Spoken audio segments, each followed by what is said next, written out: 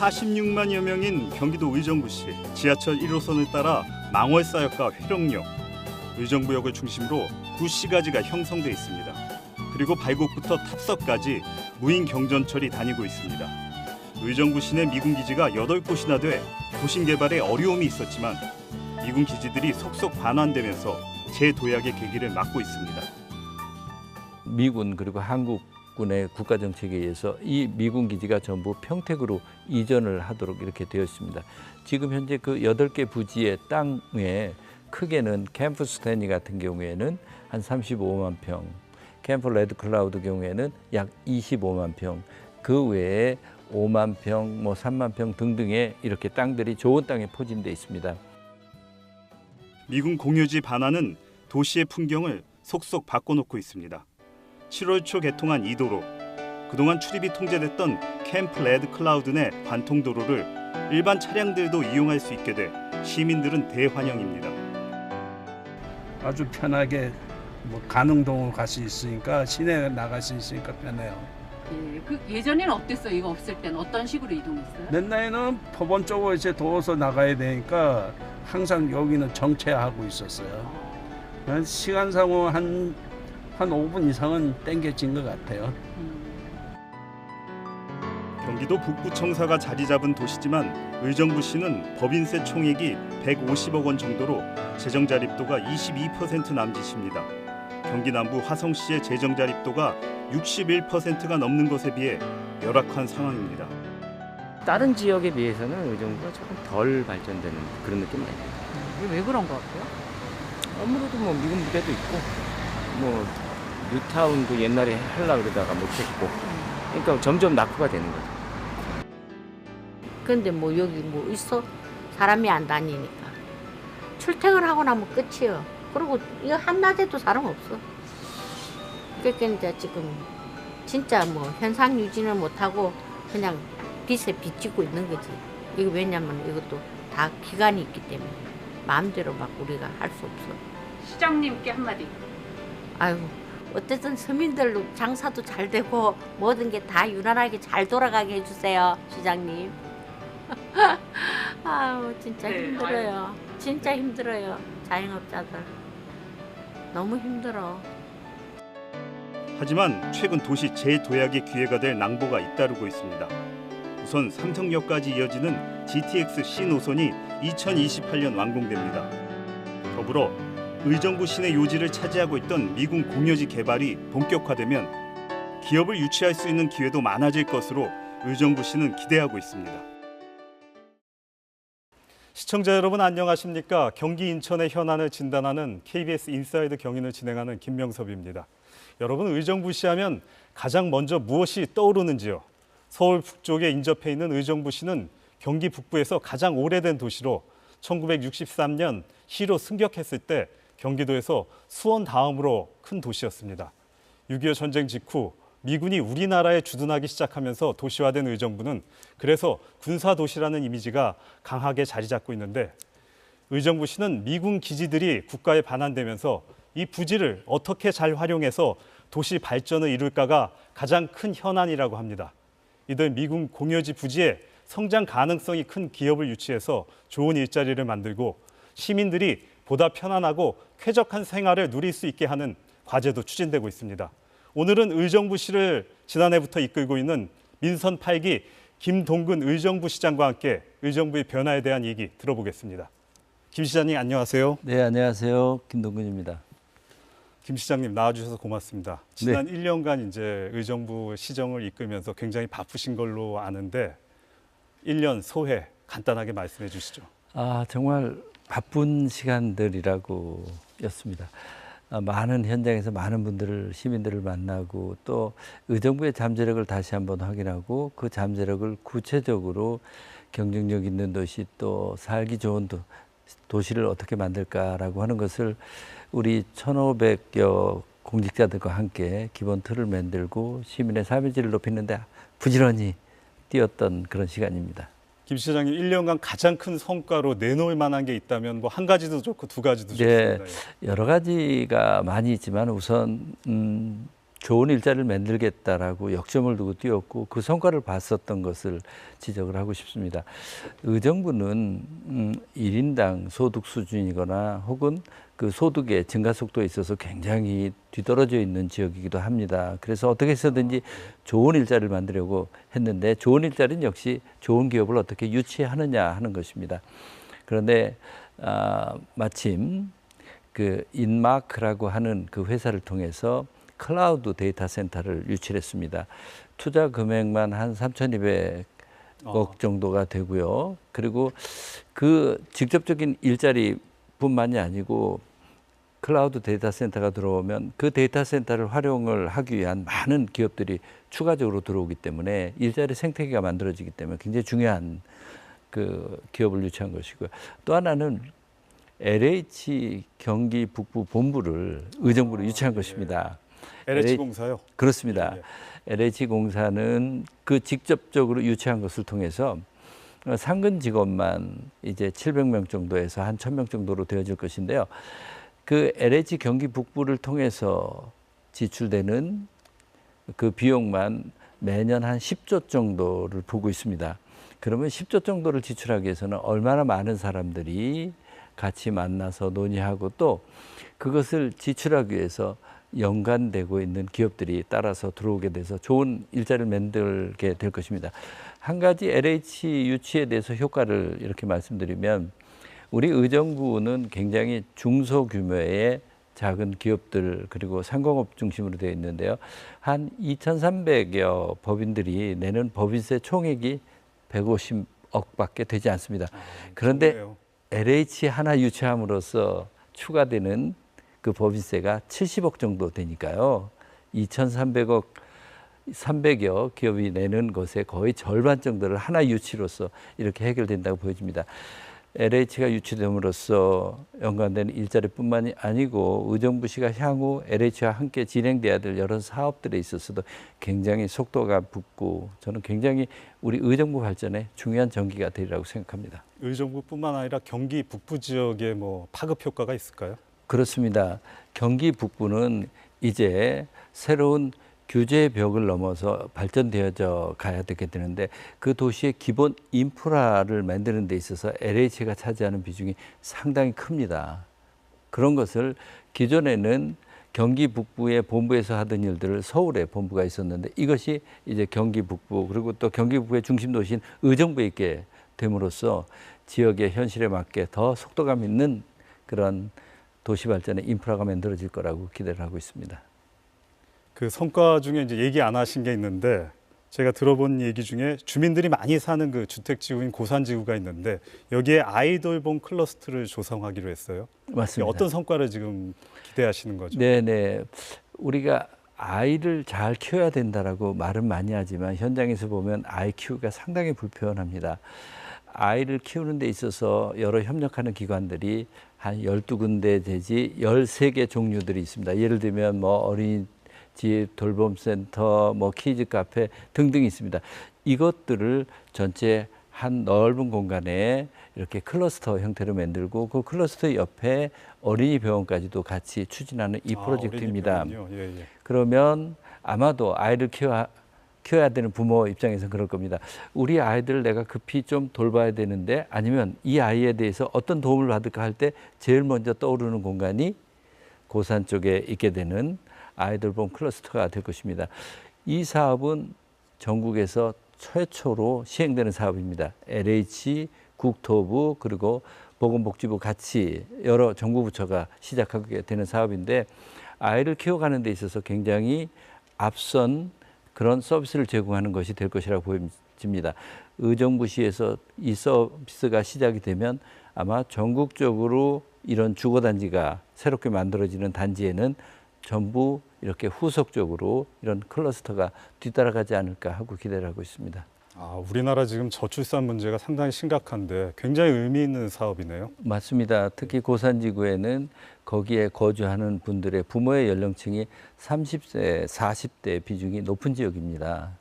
그리고 또 새롭게 아파트 단지가 들어오게 되면서 그것을 뒷받침할 수 있는 아이를 키우기 위한 복지든 교육이든 체육이든 여러 인프라 시설이 부족할 수밖에 없는데 그런 것을 뒷받침할 수 있는 아이돌원 클러스터가 들어온다라고 하는 것은 굉장히 고무적이고 그리고 바람직한 일이라고 생각합니다.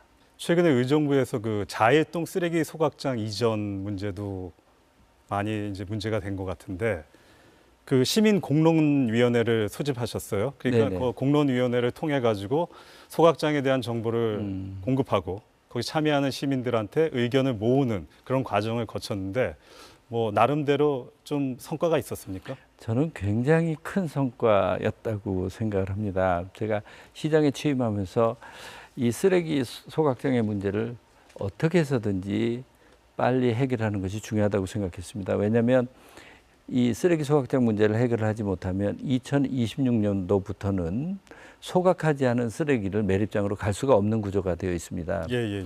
그렇게 되면 민간 사업자를 통해서 쓰레기를 소각하는 경우에 지금 소각하는 비용의 3, 4배 비용을 들어서 엄청난 재정 부담이 되고요.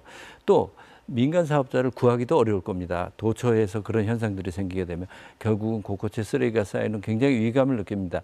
그렇지만 쓰레기 소각장의 위치를 결정한다는 것은 굉장히 어려운 일입니다. 서로가 원하지 않는 시설에 대한 이해관계 때문입니다. 그래서 이 문제를 해결하기 위해서는 우리 행정이 먼저 철저한 스터디를 통한 그 내용들을 잘 파악하는 것이 중요하다고 생각했습니다.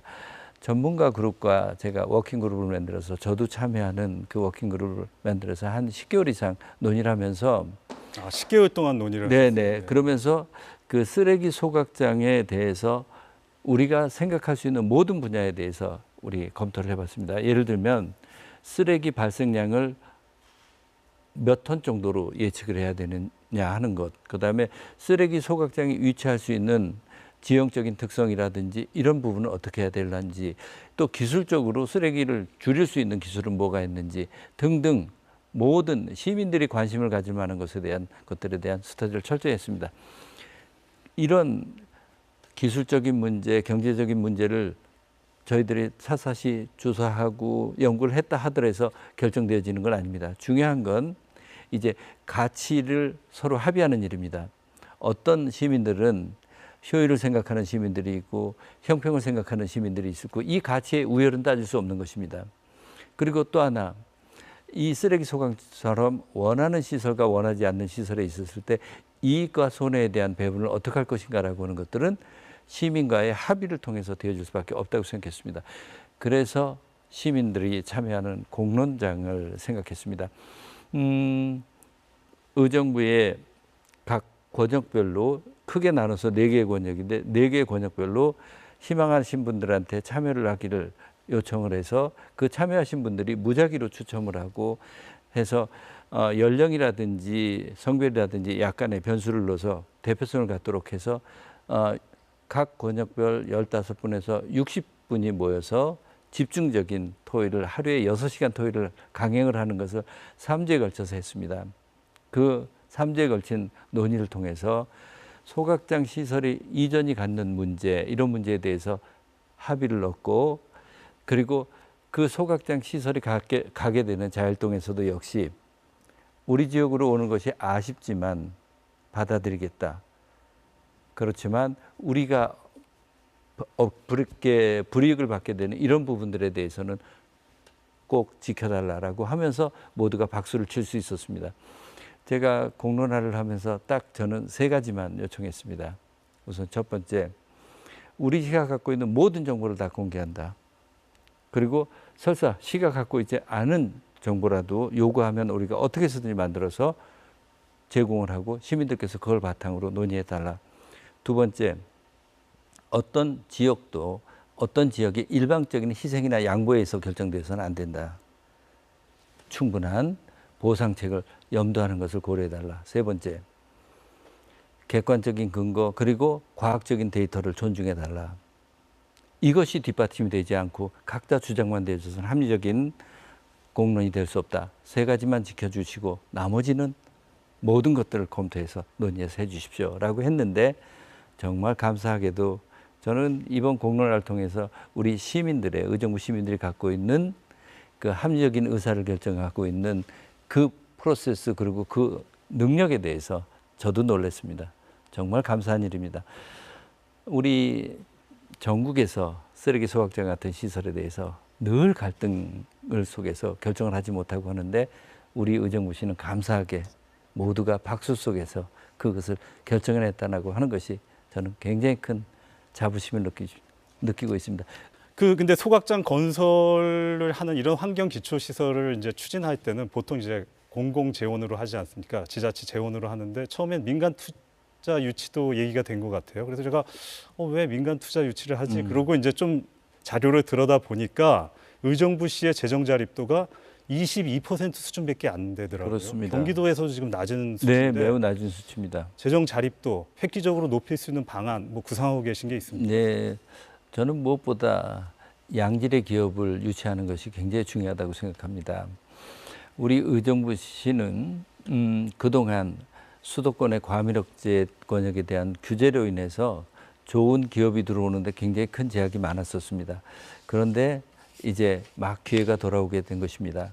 그동안 의정부시의 곳곳에 좋은 땅마다 차지하고 있었던 미군 부대들이 떠나게 되고 그리고 또 함께 있었던 한국군 부대도 같이 떠나게 되고 해서 새로운 땅들이 생기게 되었고 그 땅을 잘 활용을 해서 좋은 기업을 유치하게 되는 경우 저는 재정 자립도 굉장히 높여갈 수 있으리라고 생각합니다. 아까 제가 LH 경기 북부가 들어와서 70억 정도의 세수가 늘어나는 걸 말씀드렸는데 큰 기업 하나, 좋은 기업이 들어왔을 때는 수백억, 경우에 따라서 수천억의 재정 수입이 늘어나고 있습니다. 그러니까 결국은 우리 시민들의 소득 수준을 높이기 위해서 또는 우리 의정부시의 재정 자립도를 위해서라도 좋은 기업을 유치하는, 경쟁력 있는 기업을 유치하는 것이 우리 시 정책의 가장 우선 순위가 될 수밖에 없습니다. 여기서 한 가지 이제 짚고 넘어가야 될 게 이제 미군 기지 또는 미군 공여지라고 하는데 거기에 대해서 설명을 좀 해주시고 넘어가는 게 좋을 것 같은데요. 네네. 미군 공여지라고 하는 것은 미군이 주둔했었던 그 땅을 이야기합니다. 의정부는 비교적 적은 면적임에도 불구하고 8개의 미군 기지가 있었습니다. 그런데 미군 그리고 한국군의 국가정책에 의해서 이 미군 기지가 전부 평택으로 이전을 하도록 이렇게 되어 있습니다. 지금 현재 그 8개 부지의 땅에 크게는 캠프 스탠리 같은 경우에는 한 35만 평, 캠프 레드 클라우드 경우에는 약 25만 평, 그 외에 5만 평, 뭐 3만 평 등등의 이렇게 땅들이 좋은 땅에 포진되어 있습니다. 그래서 그 땅을 이제 어떻게 활용하느냐 하는 문제입니다. 수도권에 이렇게 국공유지 형태의 기업을 유치할 수 있는 땅이 그렇게 많지가 않습니다. 그런 잠재적 있는 이 활용 가치가 있는 땅, 이 부분에 우리 의정부시가 주목하는 이유입니다. 자, 미군 공여지에 기존에는 주택을 많이 지었는데 앞으로는 기업을 유치하겠다고 말씀하셨어요. 구체적으로 좀 들어오겠다는 기업이 있나요? 네, 그렇습니다. 우리 의정부시가 미군 공여지에 기업을 유치해야 되겠다라고 생각하는 것은 자족 기능 높이는 그런 말씀을 드렸습니다. 현재 수도권에서 의정부시처럼 인천공항에서 40분이면 올 수 있고 그리고 강남에서 40분이면 들어올 수 있는 곳에 이렇게 큰 덩어리 땅을 저희들이 흔히 구입을 할 때 감정평가액이라는 것과 그다음에 서로 협상 가격이라는 것이 있습니다. 개인의 사유지를 탈 때는 협상을 통해서 사게 되는데 감정평가액에 보통 3배 정도의 돈을 줘야지 살 수 있습니다. 그러니까 감정평가에 그 덩어리 상을 살 수 있다는 건 굉장히 유리한 조건이죠. 가격이 훨씬 싸진다는 거죠. 그렇죠. 네. 그리고 중요한 게 필요한 시점에 살 수 있다라고 하는 것입니다. 협상을 통해서 사는 것은 살지 안 살지도 모르겠고요. 굉장히 시기가 어려운 정해져 일입니다. 있다. 예. 이런 덩어리 땅을 갖고 있는 이런 곳이 거의 없습니다. 저는 그래서 의정부에 기업을 유치하고자 하고 있고 그리고 많은 기업들이 관심을 갖고 있습니다. 그동안 우리 의정부는 수도권 규제 속에서 과밀억제 권역의 규제가 있었기 때문에 대기업이나 큰 기업이 들어오는데 제약 요인이 많았습니다.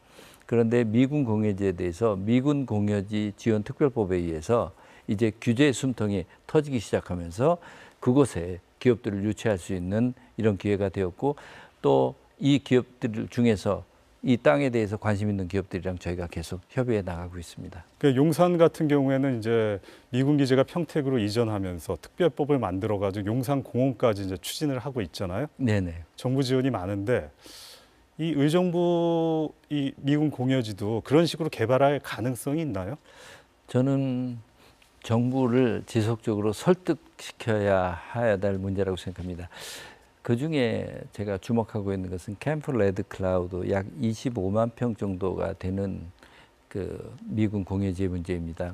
캠프 레드 클라우드는 우리나라 미군 주둔의 바로 그 역사를 상징하는 곳입니다. 예.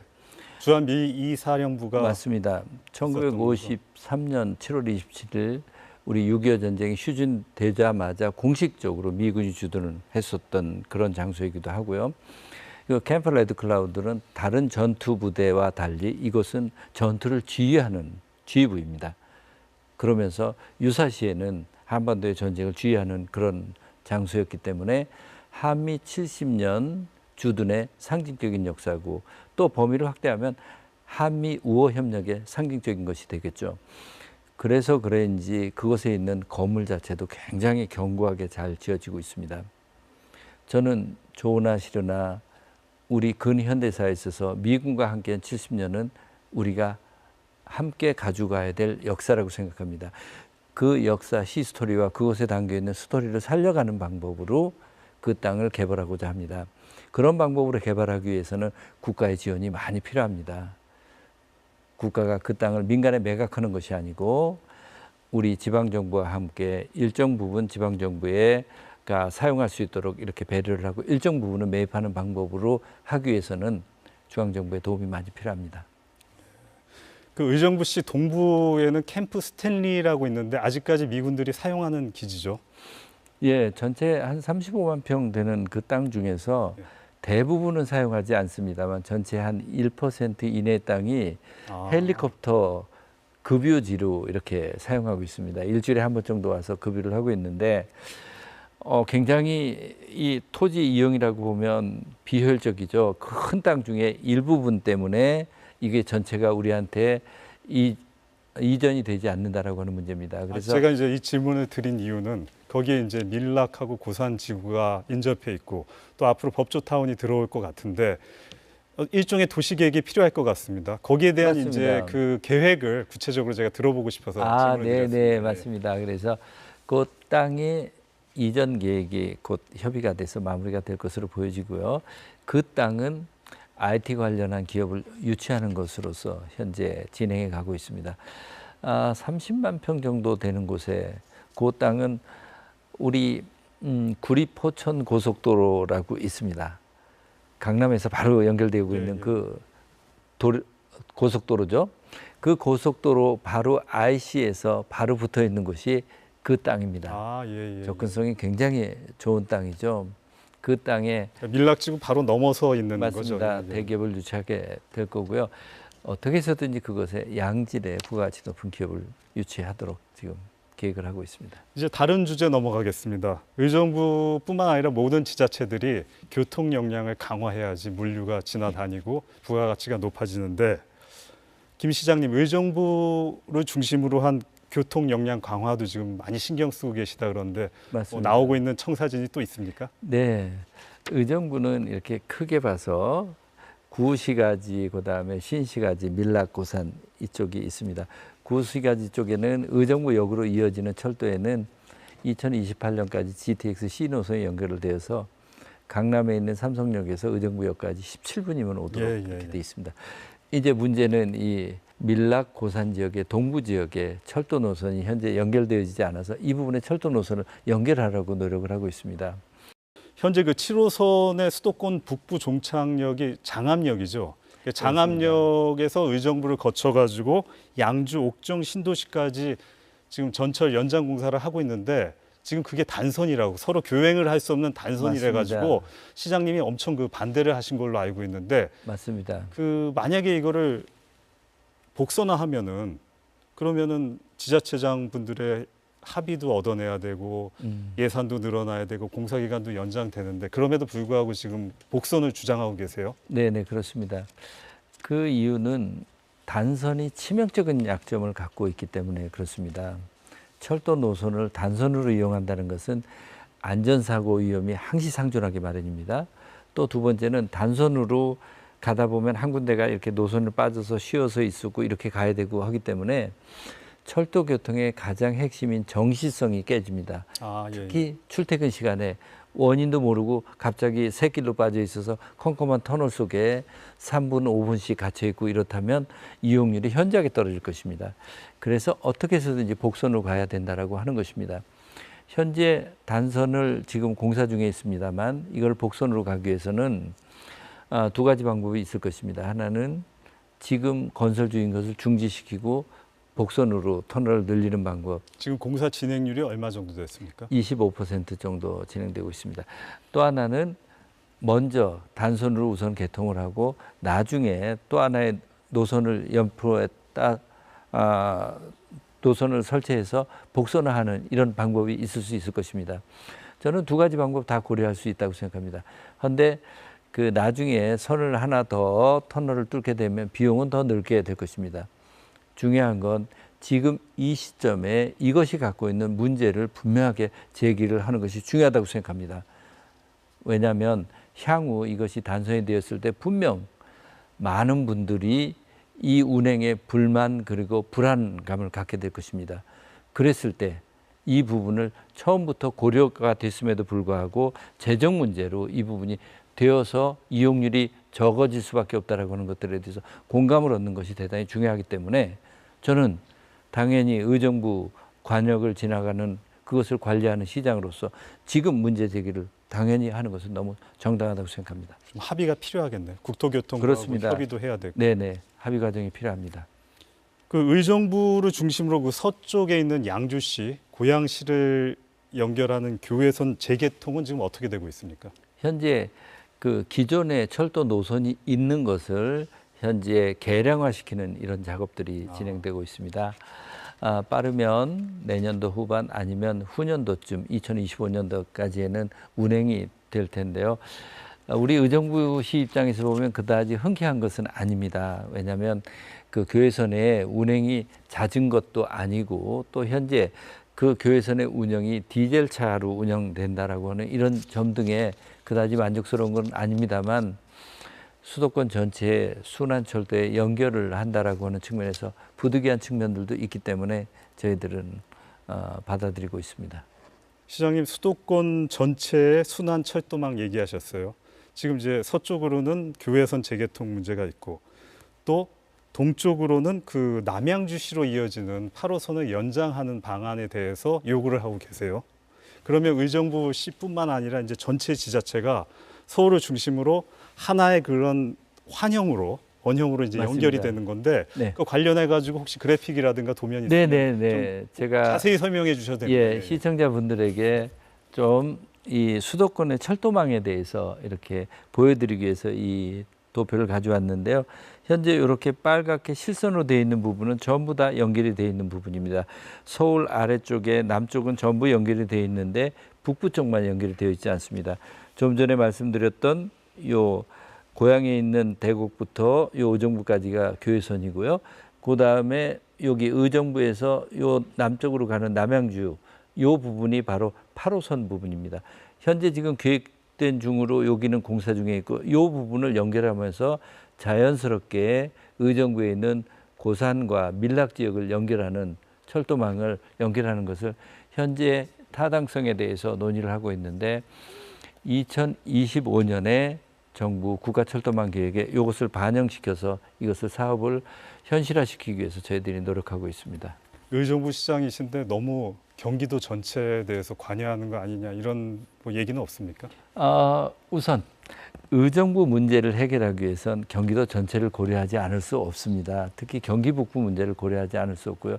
또 저는 자연스럽게 경기도에서 공직생활을 하면서 경기도 부지사를 하면서 전체적인 그림을 볼 수 있는 기회들이 많이 있었는데 국가 정책을 이끌어내기 위해서 경기도 전체의 문제를 함께 같이 고려를 하는 것은 굉장히 저는 꼭 필요한 일이라고 생각합니다. 다시 이제 의정부시와 관련된 얘기로 이제 들어가겠습니다. 김 시장님 그 의정부를 걸어서도 어디나 편하게 갈 수 있는 걷고 싶은 도시로 바꾸겠다는 계획을 추진하고 있어요. 그 중심에는 이제 남북으로 흐르는 중량천이 되겠죠. 그렇습니다. 중량천의 미래 모습 어떻게 꿈꾸고 계시는지요? 네, 의정부는 천년의 자연 환경을 갖추고 있는데요. 4개 조원 둘러싼 그것보다 더 중요한 것이 하천이 굉장히 잘 발달되어 있습니다. 중랑천, 백석천, 부영천, 밀락천 이렇게 하천이 굉장히 잘 발달되어 있는데 그동안 하천이 시민들의 여가 공간, 휴양 공간으로서는 좀 아쉬운 부분이 굉장히 많이 있었습니다. 그래서 그곳을 생태 환경을 잘 갖추는 것으로 현재 하천별로 계획을 세워가고 있습니다. 제가 걷고 싶은 도시를 지향하는 방법은 이유는 분명합니다. 걷고 싶은 도시가 되기 위해서는 우선 도시가 안전해야 되고요. 걷는 게 편안하게 돼야 되고요. 생태 환경을 잘 갖춰야 되고요. 도시 곳곳이 걸었을 때 그곳에 이야기가 많아야 되고요.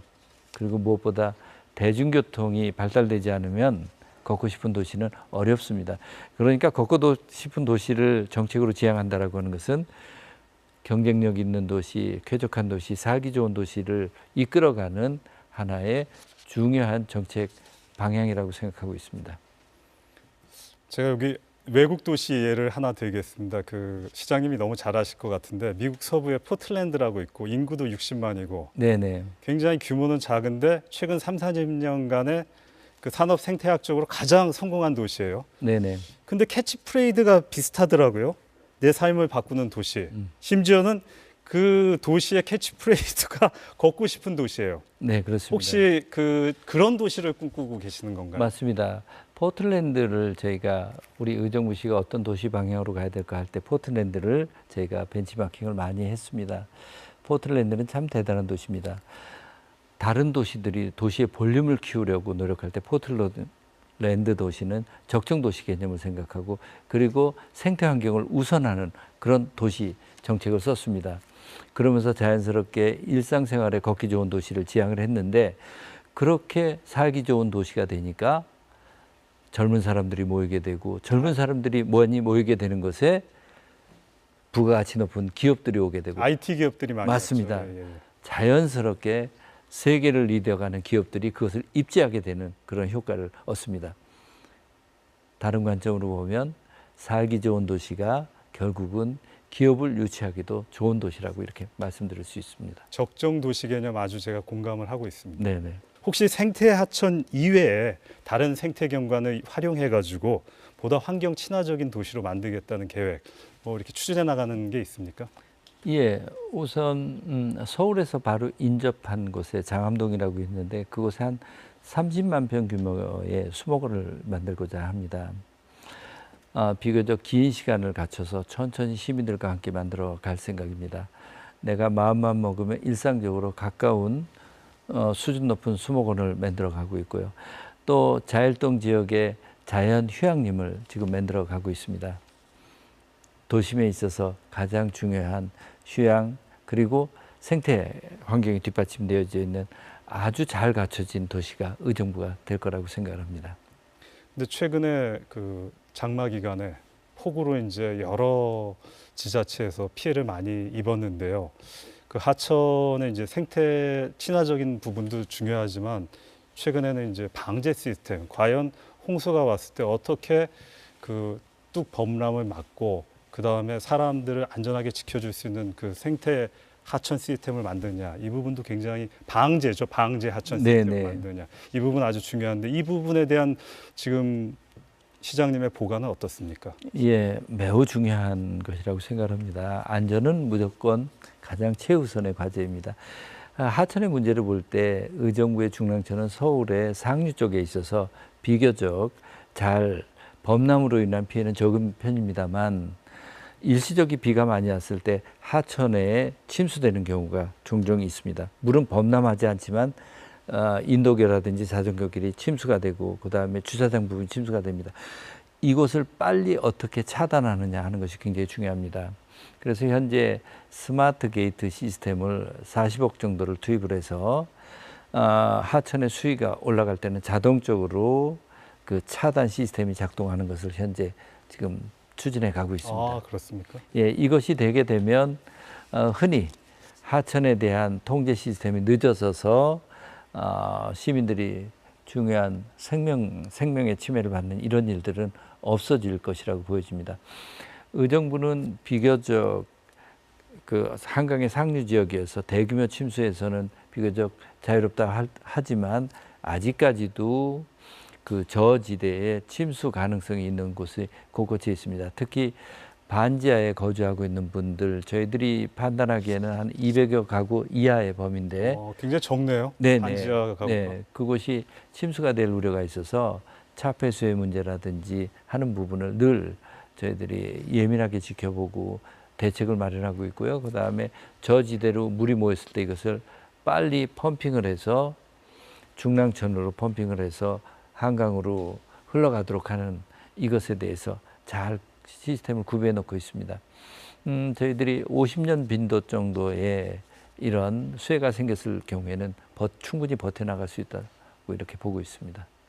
근데 지금의 이제 비가 오는 양상은 50년 대비가 아니라 사실은 뭐 100년 대비가 오거든요. 그 이상도 오고. 맞습니다. 그 관련해 가지고 전반적으로 뭐 아까 지하차도 문제도 얘기하셨는데 지하 공간이라든가 이런 거에 대한 방제 시스템 혹시 생각하고 계시는 게 있으면은 얘기해 주십시오. 네네. 우리 의정부에도 대규모 차량이 운행하고 또 그 길이가 긴 지하차도가 몇 군데 있습니다. 그런 데는 아까 제가 스마트 게이트 시스템 같은 것을 통해서 신속하게 체크를 하도록 하고요. 그 다음에 그런 지하차도의 문제는 일시적으로 급속하게 물이 이렇게 들어가게 되는 경우가 흔히 문제가 됩니다. 그 주변에 있어서 일시적으로 물이 들어가게 되는 그런 부분들의 물의 흐름 같은 것들을 저희들이 계속 워칭하는 그런 자동화 시스템을 준비하고 있습니다. 자동화 시스템을 이제 지자체에서 지금 추진을 하고 네네. 있습니까? 곳곳에 측정 장치 같은 것들이 있어서 물 흐름이 급격하게 바뀐다든지 할 경우에 대응할 수 있는 그런 시스템입니다. 지난해 그 흰남노 태풍이 왔을 때 포항시에서도 피해가 많지 않았습니까? 지하 공간 네네. 같은 경우에는 이제 피해자가 많았는데 그런 부분을 포함해 가지고 정말 의정부시를 중심으로 한 방제 대책 지금 좀 체계적으로 세우고 계시는 게 있나요? 네, 그렇습니다. 우선 이번 오송에서처럼 대규모 지하차도가 있을 때 일시적으로 침수가 돼서 하는 경우에 차단 시스템이 무엇보다 중요합니다. 그리고 또 의정부의 중요한 하천인 중랑천에 일시적으로 이 뚝의 범람은 아니지만 그 하천 변 쪽에 산책로라든지 자전거 도로 혹은 주차장으로 쓰고 있는 곳이 침수가 됐을 때 거기를 진입하지 못하도록 막는 것이 대단히 중요합니다. 이 부분에 대해서 수위에 따라서 자동으로 게이트가 만들어지게 되는 스마트 게이트 시스템을 현재 40억 정도의 예산을 들여서 추진하고 있습니다. 이렇게 되면 이것은 스마트 시티의 일환인데요. 훨씬 더 안전한 그런 상황을 만들 수 있으리라고 생각합니다. 그리고 의정부는 한강의 상류 지역에 있어서 대규모 침수는 상대적으로 적다고 하더라도 의정부 곳곳에 저지대 특히 반지하 같은 이런 집들이 있는 곳에 침수 가능성은 있기 때문에 그런 부분들에 대해서 차수벽을 설치한다든지 특히 저지대에서 역류하는 그 물에 대해서 역류 방지 장치를 한다든지 하는 것을 통해서 저희들이 침수로 인한 그런 어려움 같은 것들을 최소화시키는 데 노력을 하고 있습니다. 특히 그 하천 주변에 저류지를 잘 만들어서 그곳에 물이 몰리게 하고 그랬을 때 펌핑하라는 그런 역량에 대해서 늘 점검을 하고 부족한 부분을 뒷받침해 가고 있습니다. 지하차도 부분은 따로 이제 오송 이번 지하차도 사고가 나가지고 따로 질문을 드리려고 그랬는데 자세히 설명을 해주셨는데 의정부시에도 지하차도가 좀 많습니까? 예, 현재 파악된 것으로 저희들이 한 8군데 많지는 정도, 않네요. 예, 8군데 정도 있는데 그 중에 비교적 길이가 길고 침수가 됐을 때 인명피해가 될 수 있으리라고 보여지는 경우는 저희는 한 3군데 정도 집중해서 지켜보고 있습니다. 다른 부분은 물이 침수가 되더라도 서서히 침수가 되고 또 비교적 짧은 거리라서 다 인명피해까지는 가기는 되지 않을 거라고 생각하고 있는 그런 부분들이 한 5군데 정도 됩니다. 그러면은 뭐 전국에서 시범 도시로 네네. 추진을 과감하게 해보시죠. 뭐. 네네. 그럼 저희가 네. 취재에 가겠습니다. 네네.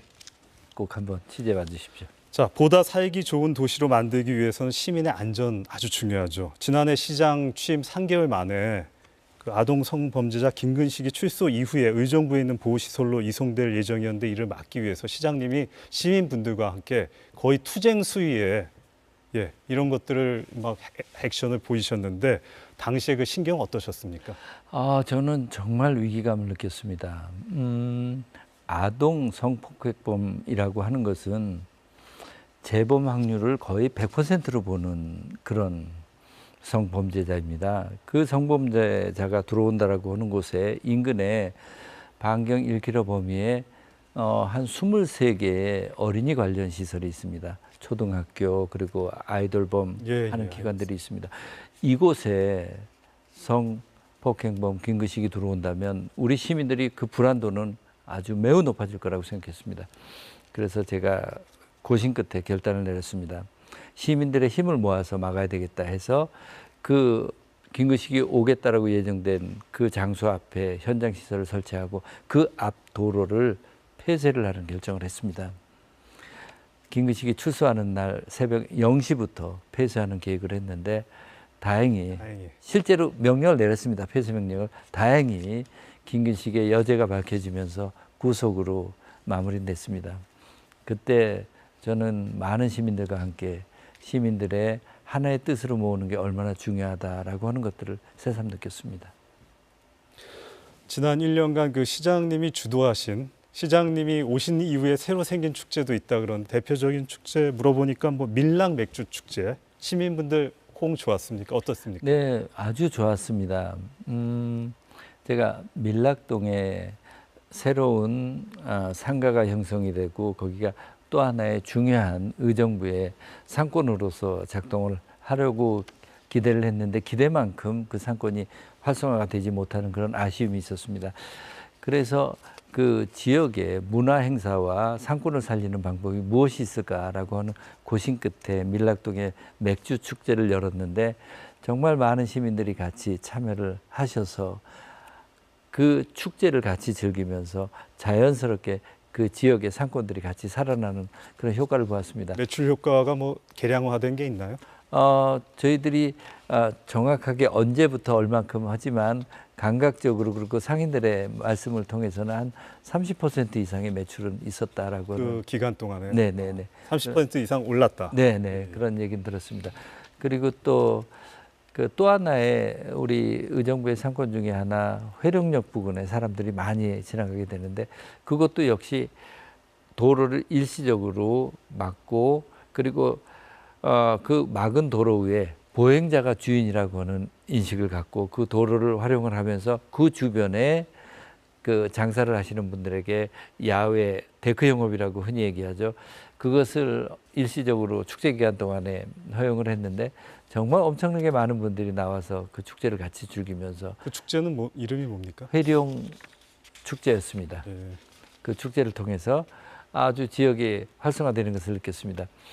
그리고 의정부가 법정문화도시로 공식적으로 법정문화도시가 되었는데 그 문화도시라고 하는 특성 중에가 일상적으로 문화활동을 내가 참여할 수 있고 향유할 수 있는 것이라고 하는데 저는 그 생활에 하나의 악센트를 위해서라도 소규모 축제 그리고 이왕 만드는 소규모 축제가 지역의 경제와 활성화가 연계시키는 것 이게 굉장히 중요하다고 보여졌습니다. 그런 축제들을 앞으로도 계속 만들어갈 생각입니다. 시장님 그 시민분들과의 소통 중요하게 생각하셔가지고 현장 시장실을 운영하고 있는 걸로 알고 있습니다. 현장 시장실에서 시민과의 약속 중에서 가장 기억이 남는 이거는 꼭 지키고 싶다 그런 약속이 있다면 좀 소개해 주시죠. 제가 의정부 현장 시장실에 갔는데 녹양동에 가서 주민들을 만났습니다. 그런데 한 분이 그런 말씀을 하시더라고요. 녹양동 일대 교통이 얼마나 막히는 줄 아느냐 하면서 만약 캠프 레드 클라우드 미군 공여지 가운데 관통도로를 빨리 그것만 만들어낼 수 있다면 교통 문제 상당히 해결될 수 있을 것이라고 하는 말씀을 하시더군요. 그래서 좋다, 해보자. 하시지 않았습니까? 네, 했습니다. 네. 그래서 정부를 설득하기 위해서 제가 그 약속을 지키기 위해서 우선 데드라인을 정했습니다. 우리 공직자들에게 취임 1년 되는 7월 1일 날 개통하자 하고 총력을 다해서 설득을 하고 해서 관통을 시켰습니다. 지금 도로가 굉장히 잘 통과가 되죠. 흥선동에 갔을 때인데 한 어르신이 길에 여러 장애물들이 많아서 내가 차도로 들어갈 수밖에 없다라고 이런 말씀을 하시더라고요. 그래서 한번 가봤습니다. 아니나 다를까 인도에 전봇대들이 막 4-5개씩 있고 막 불필요한 게 막 있는 겁니다. 가만히 제가 유심히 보니까 이걸 다 통합해도 될 것 같더라고요. 아, 예. 자, 하나로 통합시키고 나머지 다 뽑아버렸습니다. 그 유사한 경우가 한 300m 이내에 전봇대를 10개나 뽑을 수 있었습니다. 저는 이런 것을 통해서 거리 환경을 개선하게 되고 그리고 걷고 싶은 도시에 앞으로 우리 의정부시에 획기적으로 계속 그렇게 되어져 갈 것입니다. 질문 하나 추가하겠습니다. 이거는 경기 북부 특별자치도 지금 한창 뭐 논의 중에 있는데 어떻게 필요성에 대해서 어떻게 생각하십니까? 저는 매우 꼭 필요하다고 생각합니다. 경기도에 제가 오랫동안 공직 생활을 하고 경기도에서 행정부지사 역할을 했습니다. 그러면서 보면 경기도 북부와 경기도 남부의 여건도 굉장히 다릅니다. 인식도 다릅니다. 그리고 경기도 인구 1,400만 정도 되는데요. 경기 북부에서 남부로 어떤 일을 보러 가기 위해서는 너무 긴 거리입니다. 행정의 비효율성이 너무 커져간다는 뜻이겠죠. 경기 북도 남부 분도를 하더라도 남부 한 1,000만, 북부만 하더라도 한 350만 정도 인구 충분히 분도할 만한 규모이죠.